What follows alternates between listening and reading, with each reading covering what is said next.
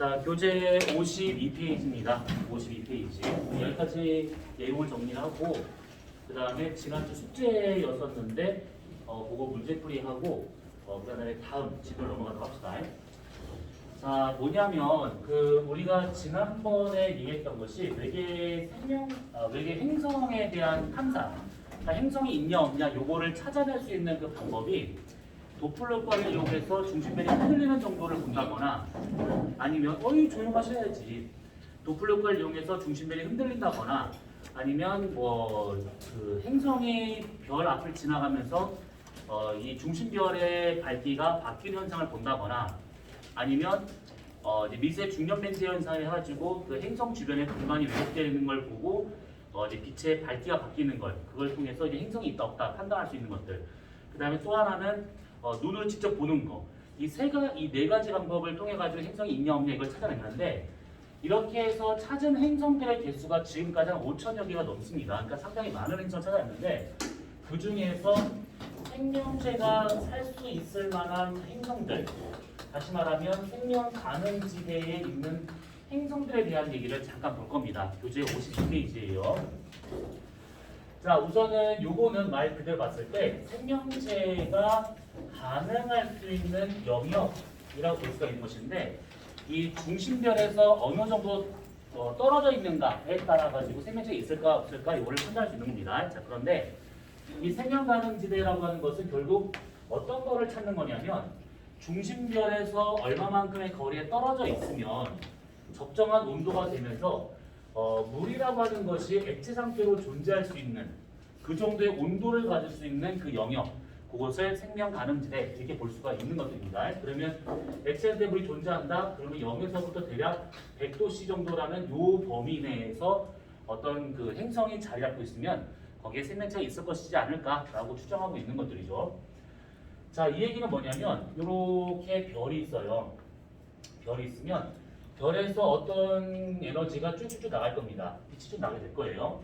자, 그랬을 때 여기서 나가는 이 빛과 같은 경우에는 여러 가지 전자기파가 있긴 하겠지만 얘가 어느 정도 쭉 무한히 갈 수는 없는 거니까 이 빛이가 에너지가 어느 정도까지 거리에 가게 되면 살기 딱 좋은 영역이 나오게 돼요. 여기가 살기가 딱 좋은 영역이 되는데 이거는 우리가 어떻게 생각할 수 있는 거냐면 그 중심별에서 나오는 빛의 양, 그걸 광도라고 보통 말하는데 그 광도가 보통 거리 제곱에 반비례 하게 됩니다. 거리가 한 배, 두 배, 세 배 이렇게 멀어질수록 도달되는 에너지량은 그의 제곱만큼씩 어두워지게 되는데 이 생명이 존재할 수 있는 영역의 안쪽은 그런 에너지가 너무 많이 들어와. 너무 많이 들어와가지고 여기에서는 너무 온도가 높아가지고 고온의 영역이 돼버립니다. 그러면 H2O가 있다 하더라도 여기서는 액체 상태가 아니라 여기서는 너무 뜨겁다 보니까 기체 상태로 존재할 수밖에 없다라고 봐야겠죠. 그런데 만약에 이거는 훨씬 더 멀리 있대요. 여기 어딘가 있대요. 그럼 얘 같은 경우에는 중심배가 너무 멀리 있기 때문에 에너지가 전달되는 것이 너무 적어서 여기의 온도는 상당히 낮을 겁니다. 그래서 고체 상태의 얼음으로 존재할 수밖에 없다라고 봐야겠죠. 그래서 생명체가 존재할 수 있는 가능은 다시 말하면 액체 상태의 물이 존재할 수 있는 영역은 여기 정도가 되고 있는데 이 부분을 우리가 생명 가능지대라고 볼 수가 있는 것이죠. 요건 되게 오만한 생각이 될 수 있을 수도 있는데 생명체가 존재한다, 곧 물이 존재한다, 이게 어떤 절대적 조건이다라고 생각할 수는 없지만 지금까지는 이 액체 상태의 물이 존재하는가 아닌가로 해서 생명체 있다 없다를 판단하고 있는 겁니다. 지금은 굳이 물이 없어도 생명체는 살 수 있어요. 어디서든 간에 살 수 있는데 그렇게 좀 황당하게 찾는 것보다는 이왕이면 있을 만한 곳을 찾는 게 좀 더 경제적이기 때문에 액체 상태의 물을 찾는 게 훨씬 더 이제 그 중요한 조건이다라고 보시면 돼요. 자, 그럼 이제 문제는 뭐냐면 이 중심별에서 어느 정도의 빛이 나가야 이 생명 가능지대가 나타날 것인가 요건데 그게 지금 교재 52페이지 맨 위에 보면 그림 하나 나온 게 있을 겁니다. 까만색 그림. 그 그림이 요걸 의미하고 있습니다. 지금 여기가 중심별, 그러니까 태양과 같이 스스로 빛을 낼 수 있는 중심별이라 보고 이쪽을 거리라고 본다고 하면 이 중심별에서의 광도, 지금 이 책에서는 아마 질량으로 나왔을 것 같은데 이 중심별의 질량은 그 광도랑 연결되고 있는 것이죠. 그래서 여기 세로축을 중심별의 질량으로 보든 아니면 중심별에서의 밝기, 광도라 보든 상관은 없습니다. 태양을 대략 여기쯤이다 라고 가정하면 여기가 1, 태양을 기준으로 1이다. 그러면 이것보다 더 질량이 크냐, 다른 말로 좀 더 밝냐, 뭐 이렇게 볼 수가 있는 것인데 그렇게 해가지고 최대 2.5배 정도까지 최대 여기서부터 최대 2.5배 정도까지 그 다음에 최소 여기까지 0.5배 정도까지 이 범위 내에 있었을 때 생명체가 존재한다라고 보고 있습니다. 중심별의 질량 또는 광도가 태양과 비교했을 때 2.5배에서부터 0.5배 이 범위 내에 있으면 생명체가 존재할 수 있지 않을까라고 보고 있는 중이죠. 자, 그러면 이렇게 중심별의 광도가 이 정도다라고 치게 되면 이 별이 어두울수록 또는 뭐 아주 밝을수록 그 중심에서 떨어진 거리가 어느 정도가 돼야 이런 생명 강함이 나타난가가 거기 지금 그림에 살짝 나온 게 있는데 이런 그림이죠. 이게 지금 책에서는 약간 애매하게 나왔는데 이게 사실은 어떻게 그려져야 되는 거냐면 이렇게 그려져야 돼요. 사실은. 근데 이렇게 그려지기는 뭔가 좀 이상하게 보이니까 이것을 그냥 이쁘게 그리려고 물론 이쁘다라는 목적은 아니지만 이렇게 그냥 그려준다 이렇게. 자, 그래서 요게 지금 요 부분이 여기 구간이 생명 가능 지대가 되고 있더라라고 볼 수가 있는 것이죠. 여기까지가. 이 말은 뭐냐면 이제 요거의 특징을 잘 받으셔야 돼. 중심별의 질량이 작잖아요. 또는 광도가 작아요. 그러면 생명 가능 지대가 나타날 수 있는 거리가 중심에 떨어진 거리가 아주 짧습니다. 가까워요 여기가. 근데 중심별의 광도가 커져요. 태양보다 훨씬 더 크대.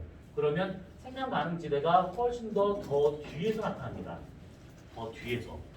이건 아까 얘기한 것처럼 여기서 나오는 에너지가 어디까지 뻗쳐갈 수 있는가 이게 중요한 것인데 처음에 출발한 에너지량이 적으면 조금만 가다가 끝나버리고 얘가 에너지를 많이 방출한다. 그럼 멀리까지 갈 수 있다는 뜻입니다. 그래서 생명 가능 지대가 나타날 수 있는 거리는 중심별의 광도가 얼마냐에 따라서 가까이에서 또는 멀리에서 나타날 수 있다라고 봐야겠지. 그 다음에 또 하나는 어떤 게 있냐면 이 중심별이 작아졌을 때 생명 가능 지대가 나타날 수 있는 이 폭은 여기가 좁아요. 여기는 상당히 넓어져 버립니다.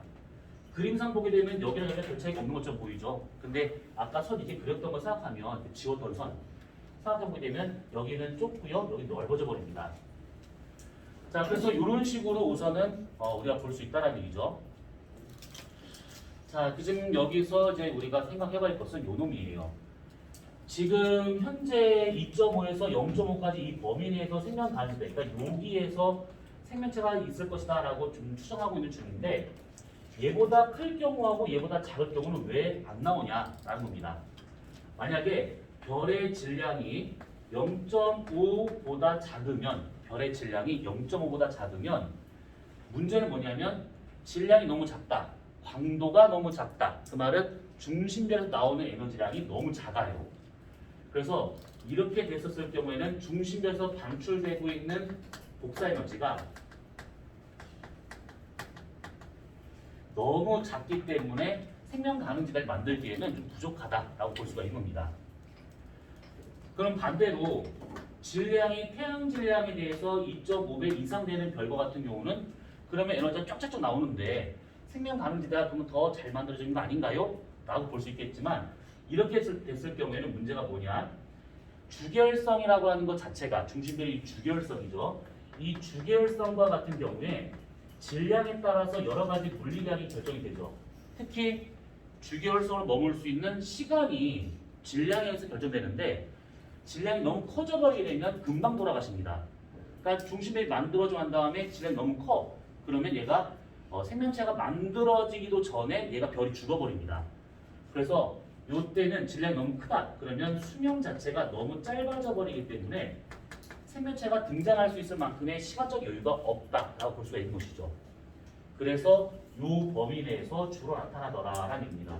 그래서 여러분들은 요거를 우선은 기억을 잘 해두셔야 돼요. 요거를. 자, 생명 가능지대라고 하게 되면 우선은 내용은 요건데 이거를 조금 더 보는 것은 지금 시간상 안 될 것 같고 우선 요렇게만 보도록 합시다. 자, 그러면 거기 교재의 내용 잠깐 봅시다. 자, 52페이지를 보시게 되면 거기 중간에 2번 외계 생명체 탐사라고 나온 곳이 있을 것인데 이거는 한번 쭉 읽어보시면 될 것 같아. 태양계 내에 지금 생명체가 있을 거다 없을 거다라는 얘기가 지금 상당히 지금 많이 되고 있습니다. 불과 10년 전만 하더라도 무슨 이상한 소리냐, 태양계 무슨 생명체가 존재하냐라고 했었는데 지금은 대다수의 천문학자들이 액체 상태의 물이 태양계 내에 존재하는 것은 확인이 됐고 지구에 있는 바다보다 더 많은 물이 있는 곳을 찾아냈죠. 그 목성의 위성인 유로파에서 찾아냈고 토성의 위성인 타이탄에서는 메테인으로 되어 있는 바다가 지금 발견된 상태입니다. 그러면 이제 그런 데가 발견된 것은 당연한 것인데 과연 그 속에 생명체가 있을 것인가 없을 것인가에 대한 것이 약간 조금 설왕설래하고 있습니다. 그런데 아마 물이 존재한다고 하면 좀 염분이 있는 그런 물이라고 하면 아마 생명체가 존재할 가능성이 상당히 커요. 지금 상황에서는. 그래서 거기 52페이지부터 53페이지까지 나온 내용들 다 그 내용이다. 그래서 뭐 생명체가 있을까 없을까 뭐 이런 것들 좀 뭐 찾는 또는 뭐 그거에 관련된 프로젝트 뭐 이런 거 쭉 나와 있는데 이거는 한번 읽어보시면 될 것 같아요. 이거는 뭐 지금 상황에서 교과 과정상 크게 막 중요한 것은 아니니까. 자, 그러면 지난주 숙제였었던 부분이 58페이지부터 그 뒤로 개념 적용 문제까지 쭉 숙제였습니다. 그래서 문제를 몇 개 골라서 보도록 합시다. 시험 기간이었기 때문에 아마 숙제를 안 하는 사람이 더 많을 것 같아서 그냥 뭐 숙제를 했는지 안 했는데 얼굴 붉혀가면 뭐 부탁 안 해요. 그냥 이게 당연히 시험을 더 중요한 거니까 그거를 했을 거다 봐요. 믿어요, 그렇게. 자, 그러면 몇 번을 볼까? 몇 번을 볼까? 몇 번을 볼까? 10번 문제를 봅시다. 64페이지의 10번 문제.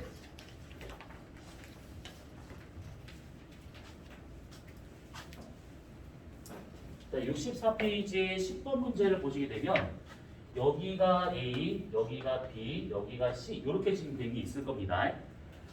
자, 우선은 지금 방금 얘기했던 거니까 기억이 나실 거예요. 자, 옳은 설명입니다. 기억. A의 중심별은 태양보다 표면도가 높을 것이다. A의 중심별이라고 하게 되면 지금 A가 이게 행성이죠. 행성. 그러면 요거가 지금 있는 중심별, 요거를 지금 말하고 있는 것인데 태양보다 질량이 작아요. 그러면 아무래도 태양보다 더 어두운, 더 광도가 낮은 그런 별이다라고 봐야겠죠. 그러면 광도가 낮다라고 하는 것은 결국 온도도 낮다라는 의미가 되고 있기 때문에 기억과 같은 경우는 틀렸겠죠. 단위 면적에서 입사하는 중심별 에너지량은 C가 더 많을 것이다. 그러니까 행성에서 받아들이는 에너지량 중에 단위 면적당 받는 에너지량 이걸 받았을 때 누가 더 많을 것이냐 했는데 아까 이것처럼 생명 가능지대를 기준으로 이 안쪽은 온도 높고요. 바깥쪽은 온도 낮아요. 그러면 이쪽에서 더 많이 받고 여기 있고 이게 제일 적게 받는다라고 봐야겠죠. 그러면 C하고 B 중에서 누가 더 많이 받냐? B가 더 많이 받는 것이죠. 디귿, 세 개 중에서 액체한테 물이 존재할 가능성은 B. 그러겠죠. 그럼 답은 3번이 될 겁니다. 3번. 이렇게 보시면 될 것 같아요. 문제가 막 그렇게 막 미치듯이 어려운 문제가 아니었기 때문에 이렇게만 정리하면 될 것 같습니다. 자, 뒤쪽에 68페이지부터 통합 실전 문제가 있을 겁니다. 요거 다음 주까지 풀어오시면 돼요. 68페이지부터 해가지고 어디까지냐면 75페이지까지. 숙제 68페이지부터 75페이지까지 요거 까먹으면 안 돼요. 요거.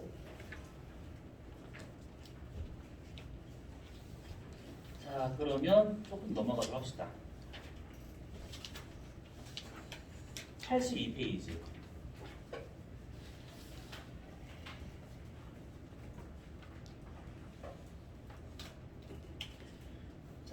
그 82페이지부터는 정신을 좀 똑바로 보셔야 돼. 분명히 설명을 하는데 한국말로 설명하고 있는데 당체 이해를 못해. 그리고 이해를 한 것처럼 보이는데 의자에서 엉덩이를 떼는 순간 다시 혼란이 올 거야. 그 다음에 문제풀이하게 되면 들을 때는 이해가 되는데 잠깐 고개 돌렸다가 다시 앞을 보면 까먹고 있을 겁니다. 여기는 말 자체가 어려워요. 그래서 여기에서 말하는 것들을 차분하게 잘 들으셔야 됩니다. 만약에 모르겠다 그러면 뭐라 안 그럴 테니까 질문을 하세요. 알았죠? 자, 82페이지.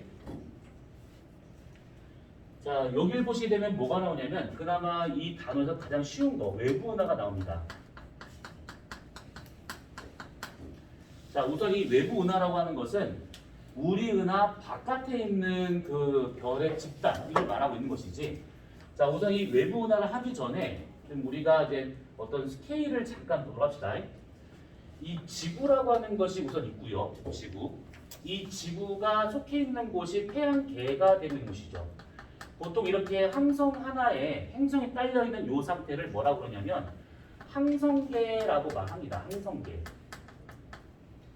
이 주결성이든 뭐든 상관없는데 별에 어떤 행성이 돌고 있다거나 이런 것들을 항성계라고 말을 해요. 이런 항성계를 벗어나게 되면 이웃하고 있는 여러 별들이 있을 것인데 그 중에 별의 집단인 성단이라고 하는 것도 있고 별의 재료가 모여있는 성운이라고 하는 것도 있습니다. 지금 일로 가는 갈수록 더 규모가 커지는 거예요. 지금 이런 성단과 성운이 빼곡하게 모여있는 것을 보통 우리가 은하라고 하는데 우리가 속해 있는 은하를 우리은하라고 말합니다. 이름이 우리은하예요. 그냥. 그래서 은하계라고도 보통 말하는데 그냥 은하라고 해도 뭐 상관없습니다. 그래서 은하가 상당히 큰 규모죠. 지금 우리가 속해 있는 우리은하는 이 항성 숫자만 대략 한 2,000억 개 정도 되어 있습니다. 어마무시하게 많죠. 이 은하계가 모여 있는 것을 보통 은하군이라고 말합니다. 은하군. 은하계가 보통 한 수십 개가 모여 있는 그런 상태를 은하군이라고 하게 되는데 각 은하마다 항성이 한 2,000억 개가 있다라고 가정하게 되면 수십 개의 은하가 모였다 그러면 거기에 있는 별은 셀 수 없이 엄청 많겠죠. 특히 항성 하나에 행성이 5개만 딸려 있어도 셀 수가 없을 겁니다. 아무튼 이런 은하군이 존재하고 있는데 현재 우리가 속해 있는 은하군을 북부 은하군이라고 말해요. 이거를. 이 은하군이 모여 있으면 이것을 은하단이라고 합니다. 은하단은 이 은하가 수천 개가 모여 있는 상태를 말하고 있는데 이거는 뭐 그냥 뭐 센다는 것 자체가 이제 불가능할 정도로 아주 많은 겁니다. 우리가 속해 있는 은하단을 처녀자리 은하단이라 하는데 어쨌든 간에 그렇게 많은 은하가 모여 있는 것들 이것보다 더 큰 규모가 은하단이 많이 모여 있는 것을 초은하단이라고 합니다. 이거는 그냥 어마무시한 것이죠. 그냥. 이 초은하단이 모여 있는 것을 필라멘트라고 해요. 이 필라멘트라고 하는 것이 우주에서 현재까지 밝혀진 바로 이제 그 거의 인간이 볼 수 있는 마지막이라고 볼 수가 있는 곳인데 이 은하들이 길게 이런 초은하들이 길게 선으로 연결되는 형태를 말하고 있는 겁니다. 선의 형태로. 그래서 이것을 다른 말로 거대 가락이라고도 말을 해요. 이 필라멘트라고 하는 것이 있고 보이드라고 하는 것이 있습니다. 아무것도 없는 곳. 그래서 이 필라멘트하고 보이드 중에서 보이드는 아무것도 없는 거대 공동이고 필라멘트라고 하는 것이 초은하단이 이렇게 선으로 길게 이어지고 있는 상태를 말하고 있는 거. 그래서 이것들을 요거 합쳐서 이걸 뭐라고 그러냐면 그레이트 월이라고 하는데 이걸 우리나라 말로 뭐라고 적어야 되나? 위대한 장벽? 거대한 장벽? 뭐라고 표현하면 좋을까? 그레이트 월? 뭐라고 하면 좋을까? 그냥 큰 벽. 거대 장벽. 이렇게 쓰면 되겠다. 이렇게 표현합니다. 필라멘트와 보이드를 합쳐가지고. 그래서 지금 현재까지 밝혀진 바로는 여기까지는 지금 이제 인간이 관측을 통해서 밝혀낸 부분입니다. 그래서 이게 우주의 끝이겠구나라고 지금 보고 있는 중이죠. 그래서 쭉 이 규모를 우선 좀 이렇게 머릿속으로 좀 상상을 하면서 보셔야 됩니다. 자, 그러면 지금 우리가 말하고자 하는 것은 외부 은하인데 그 말은 뭐냐면 우리 은하계 밖에 있는 은하군에 있는 은하라든지 아니면 은하단에 있는 은하라든지 이런 것들을 이제 보통 외부 은하라고 말하고 있습니다. 우리 은하계 밖에 있는 은하들.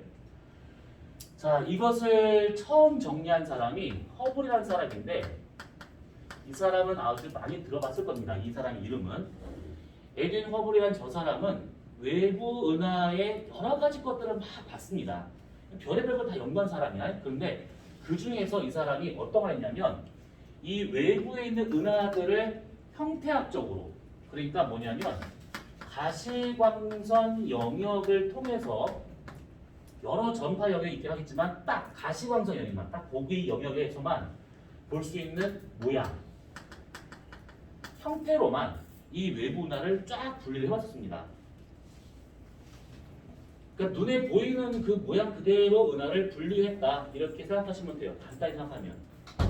자, 그러면 거기에서 봤을 때 거기 지금 82페이지 맨 밑에 한번 보세요. 뭔가 지금 그림이 하나 나오게 있는데 이게 뭐냐면 이 에드윈 허블이 이렇게 가시광선 영역에서의 모양 갖다가 분류했더니 어떻게 나오냐면 우선 타원 은하가 먼저 나와요. 타원 은하. 타원 은하가 나오는데 이 타원 은하도 0부터 7까지 총 8단계로 구분합니다. 근데 얘를 구분할 때는 뭐냐면 어느 정도 눌려있는가 요걸로 구분하게 돼요. 눌려있는 정도로. 그 다음에 타원 은하에서 렌즈 은하라고 하는 것으로 이렇게 형태가 살짝 바뀌는 것으로 분류를 해봅니다. 볼록 렌즈 정도로 생각하시면 돼요. 자, 여기서부터 나가게 되면 이 사람이 이제 어떻게 분류했느냐? 얘가 은하가 보통 제 그림을 보시면 아시겠지만 이렇게 나선의 형태로 존재하고 있는 은하가 있는가 하면 중심부 쪽에 막대 같은 게 들어가 있는 형태의 은하가 있습니다. 그래서 정상 나선 은하라고 하는 이 부분하고 그 다음에 막대 나선 은하라고 하는 이렇게 해가지고 두 가지로 구분을 해요. 그래서 에드윈 허블은 여기까지 분류를 한 겁니다. 여기까지. 근데 이걸로도 설명이 안 되는 은하가 있어요. 어떤 모양이 딱 잡혀있는 게 없어. 그래서 그런 것들을 번외로 불규칙 은하라고 이렇게 이름을 붙입니다. 자, 우선 간단히 정리하면 이거예요. 간단히 정리한 건데 여기서 이제 하나하나 보도록 합시다. 먼저 타원 은하와 같은 경우에는 말 그대로 이렇게 납작하게 눌려있는 상태의 은하를 말하고 있어요. 이 납작한 은하를 우리가 0부터 해서 최대 7까지 8등급으로 구분하고 있습니다. 이랬었을 때 숫자가 작은 것은 원에 가까운 그런 은하를 말하고 있는 것이고 숫자가 크다라고 하는 것은 타원에 가까운 그런 은하를 말하고 있는 겁니다. 바짝 눌려있는 거. 근데 이렇게 표현하면 이거는 약간 초딩스러운 얘기고 엄밀히 말하면 원과 타원이라고 하는 것을 우리가 표현하는 방법이 있죠. 편평도 또는 이것을 이식률이라고도 얘기할 수 있을 겁니다. 그래서 이렇게 눌린 정도로 이게 편평도라고 볼 수 있는 것인데 어떻게 구하는 거냐면 장반경과 단반경의 비를 보는 것이죠. 가장 긴 반지름 장반경, 가장 짧은 반지름 단반경 비. 그랬을 때 우리가 이 20률이라고 하는 것을 그때 한번 해줬습니다. 그래서 20률과 같은 경우는 2라고 보통 쓰고 얘는 근사값으로 해가지고 a분의 a-b로 구한다라고 했던 거 기억나시죠? 이거. 그래서 이 값이 20률과 같은 경우에는 0과 1 사이에서 나타나게 되는데 1에 가까워 갈수록 선에 가까워진 것이죠. 꽉 눌려버린 상태. 0에 가까울수록 얘가 원에 가깝다는 뜻입니다. 그래서 만약에 이게 그 타원 은하를 분류했더니만 얘가 0이 나왔대요. 그럼 얘는 지금 뭐냐면 원에 가까운 은하. 얘가 지금 7이다라는 것은 편평도가 0.7이라는 뜻입니다. 0.7. 그래서 얘가 많이 눌려있는 은하라고 보시면 돼요. 그래서 어느 정도 눌려있는가로 해서 타원 은하를 분류하고 있더라라는 얘기죠. 근데 웃길 게 뭐냐면 이 타원 은하라고 하는 것 자체가 이런 경우에요. 만약에 우리가 이 분필 깍대기를 이렇게 보잖아요. 이렇게. 그러면 이 면적이 다 보이잖아요. 근데 이것을 만약에 이렇게 보잖아? 그러면 요거밖에 안 보여요. 그래서 이 타원 은하와 같은 경우는 이렇게 되어 있는 은하인데 실제로 우리가 이렇게 보고 있기 때문에 얘가 편평도가 더 큰 것처럼 보일 수가 있습니다. 그래서 어느 쪽 방향을 보냐에 따라서 모양이 다르기 때문에 사실 쟤는 조금 애매하게 분류가 되고 있는 것들이죠. 그래서 타원 은하와 같은 경우에는 보는 방향, 시선 방향에 따라서 얘가 약간의 차이가 발생하더라라고 하는 것 정도만 이해하고 있으면 되는 겁니다. 자, 그 다음에 정상 나선 은하하고 막대 나선 은하가 있는데 이 정상 나선 은하 같은 경우는 거기 그림이 잘 왜 이런 그림을 넣었을까? 정상 나선 은하 같은 경우에는 가운데 이렇게 별이 많이 모여 있는 팽대부라고 하는 곳이 있고 이 주변에 감겨 있는 나선팔이라고 하는 것이 있습니다. 이렇게. 그래서 이런 식으로 되어 있으면 이것을 정상 나선 은하. 막대 나선 은하 같은 경우에는 중심부에 이렇게 별이 많이 모여 있는 팽대부가 있는데 여기서 막대가 이렇게 삐져 나온 것처럼 나타나는 것이 있고 요거를 지내서 이렇게 지금 뭔가 나타나고 있는 형태를 막대 나선 은하.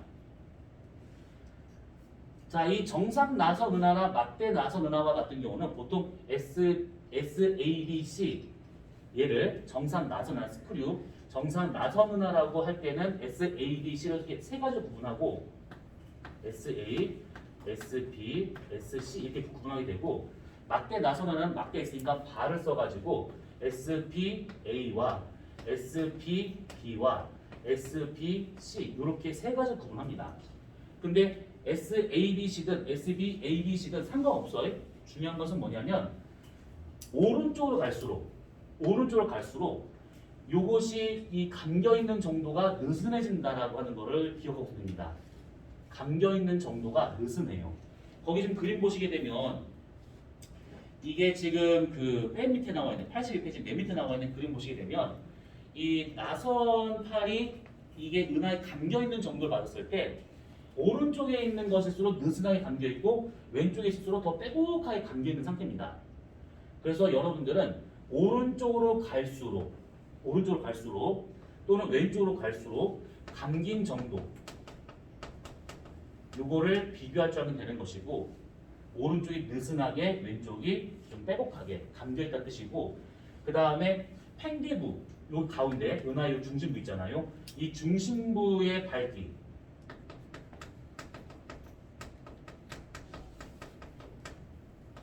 중심부 밝기를 봤을 때 지금 거기에 좀 그림 한번 자세히 보세요. 중심부의 밝기가 왼쪽에 있는 것이 더 밝아요. 오른쪽일수록 좀 더 어둡습니다. 은하의 요 중심부 여기만. 그래서 여기에서는 SABC든 SBABC든 그게 중요한 것이 아니라 오른쪽일수록 왼쪽일수록 감긴 정도가 오른쪽이 느슨하고 중심부의 밝기가 어둡구나. 왼쪽일수록 감긴 정도가 많고 그다음에 중심부 밝기가 밝아지구나. 요것만 알고 있으면 되는 겁니다. 여기에서는 불규칙 은하는 그 번외가 되고 있기 때문에 여기에서는 우리가 분류를 하지 않습니다. 자, 그러면 이제 이렇게 해서 이제 외부 은하가 이렇게 분류가 됐대요. 그러면 이거를 전체적으로 봤을 때 이게 있습니다. 지금 딱 보면 거기 교재에 있는 것도 마찬가지고 여기 있는 것도 마찬가지고 이렇게 딱 분류를 하고 놓고 보니까 혹시 이게 어떤 은하의 진화 과정을 지금 표현한 것이 아닌가? 라고 생각할 수가 있어요. 은하의 진화 과정. 뭐 일로 진화하든지 근데 이 허블이 이걸 분류했었을 때 딱 분류하고 놓고 보니까 뭔가 그런 느낌이 있어. 그래서 이거 혹시 은하의 진화 순서나 과정이 아닐까라고 생각을 하고 연구를 했는데 그거하고는 전혀 상관이 없어요. 딱 밝혀진 바가 없습니다. 그래서 얘는 은하의 진화하고는 전혀 상관이 없는 그런 분류다라고 하는 거. 근데 다만 그건 있습니다. 어떻게 하다 보니까 연구를 하다 보니까 그런 특징은 있어요. 이게 딱 분류가 놓고니까 뭐가 있냐면 여기서 오른쪽으로 갈수록 그러니까 불규칙 은하 쪽으로 갈수록 그 다음에 타원 은하 쪽으로 갈수록 특징이 나오게 되는데 뭐가 있냐면 우선은 성간물질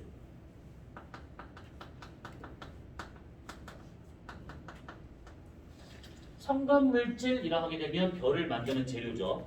이 별을 만드는 재료가 불규칙 은하일수록 많아요. 지금 말로 하고 있는 거 이거 그냥 말로 하고 있다고 정리 안 하고 있으면 안 돼요. 지금 공간 좁아서 지금 못 쓰고 있는 겁니다. 성간물질은 불규칙 은하로 갈수록 오른쪽 갈수록 더 많습니다. 별을 만들 재료가 풍부하다는 얘기죠. 타원 은하로 가면 갈수록 성간물질의 양이 적어요. 별을 잘 못 만든다라는 뜻입니다. 그리고 이 별들의 이 은하들 안에 들어있는 별들의 평균적인 표면 온도를 보잖아요. 은하를 구성하고 있는 별들의 표면 온도를 봤더니 오른쪽에 있는 불규칙 은하일수록 온도가 높은 별이 많이 모여 있고 타원 은하일수록 온도가 낮은 별들로 많이 모여 있습니다. 그 말은 뭐냐면 불규칙 은하와 같은 경우에는 고온의 별들이 많이 분포하고 있다는 얘기고 타원 은하일수록 저온의 별이 많이 분포하고 있다는 얘기인데 그 얘기는 색깔로 비교했을 때 여기는 청색 계통의 별이 많다는 뜻이고 여기는 상대적으로 적색 계통의 별이 많더라 이 얘기죠. 외웠지? 그 별의 표면 온도에 따른 분광형 알파벳형 이제들 또 무릎을 고개 또 쳐숙이고 앉았네. 알파벳형 기억날 겁니다. 그거 외우는 방법까지도 다 설명했었어 그거. 그래서 O형부터 해가지고 그래? 그러면 하나, 둘, 셋.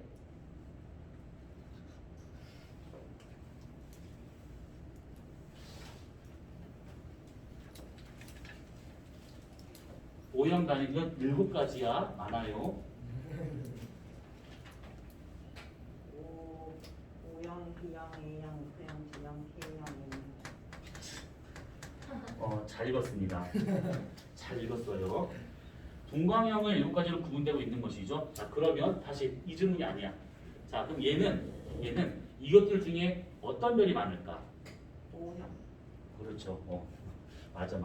그래서 O형이나 B형이 많이 있는 것이고 여기는 K형이나 M형과 같은 별들이 많이 분포하고 있더라. 이렇게 보시면 될 것 같아요. 그러면 이 얘기는 뭐냐면 보통 청색, 고온이다 뭐 이렇게 된다고 하면 젊은 별일수록 저런 일이 잘 벌어져요. 그리고 늙은 별일수록 저온, 적색의 별이 되고 있는 겁니다. 적당한 예는 아닌데 보통 20대 남성과 같은 경우에는 힘이 세지. 그치? 몸 그냥 막 올라와 막 그냥 열기가 막. 근데 80대 할아버지가 힘이 별로 안 세겠지. 그러면 둘이 막 싸웠어. 그러면 안 되겠지만 20대 남자하고 80대 할아버지가 막 싸웠어. 누가 이겨? 당연히 20대가 이기겠지. 왜? 힘이 세니까. 그래서 에너지가 많이 분출되고 있는 얘가 보통은 젊은 별. 이쪽이 온도가 낮다는 것은 그만큼 늙은 별로 되어 있다는 뜻입니다. 그래서 우선 이렇게가 정리가 됐어요. 허블이라는 사람이 이렇게 정리를 했는데 이렇게 놓고 보니까 더더욱 은하, 진화 무슨 상관이 있을 것 같아. 근데 아무런 연관성을 못 찾았습니다.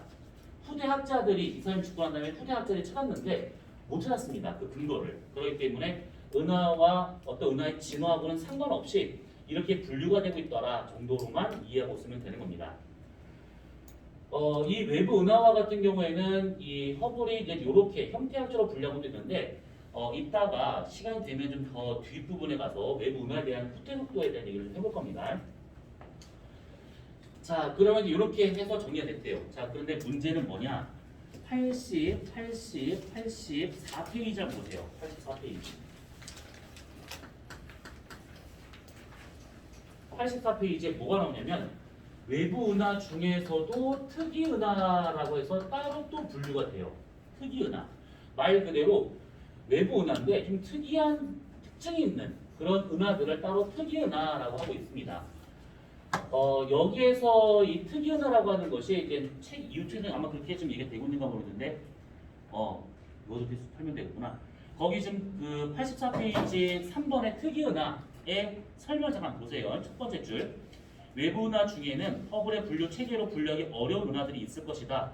유난히 있게 되는 이런 은하들도 있고 이런 뭐가 또 있다라고 설명되고 있는데 이거 좀 잘못 설명되고 있는 겁니다. 뭐냐면 외부 은하라고 하는 것은 어찌됐든 간에 어떤 자신의 모양을 가져요. 어떤 특징이든 간에 자신의 모양을 갖습니다. 그러면 허블이 분류하고 있는 여기 어딘가에 은하가 속해요. 특이 은하 같은 경우 다 속합니다. 근데 속하는데 조금 더 다른 특징이 있기 때문에 따로 특이 은하라고 할 수 있는 것들이지. 그래서 여기 하이탑에서도 이게 지금 허블의 분류 체계에 들어가지 않는다 또는 들어가기 어렵다라고 표현하는데 아니요. 얘는 허블의 분류에 들어가는 겁니다. 허블의 분류상 들어갈 수 있는 것이지. 왜? 어떤 형태를 분명히 갖고 있을 거기 때문에 그 형태 모양에 따라서 은하를 분류한다. 그러면 지금 말했던 여기 어딘가에 들어갈 겁니다. 이거 외에 은하는 없으니까. 그래서 허블 분류에 들어갈 수 있는 것인데 여기에서 말하는 특이 은하는 크게 한 세 가지 정도만 기억하시면 됩니다. 이름 자체가 약간 좀 골때릴 것인데 하나는 전파 은하, 하나는 세이퍼트 은하, 하나는 퀘이사라고 하는 세 가지가 있어요. 자, 이 세 가지에 대한 얘기를 할 건데 지금 우리가 수업한 지 40분이 됐으니까 잠깐 쉬었다가 특이은하에 대한 이거를 보도록 합시다.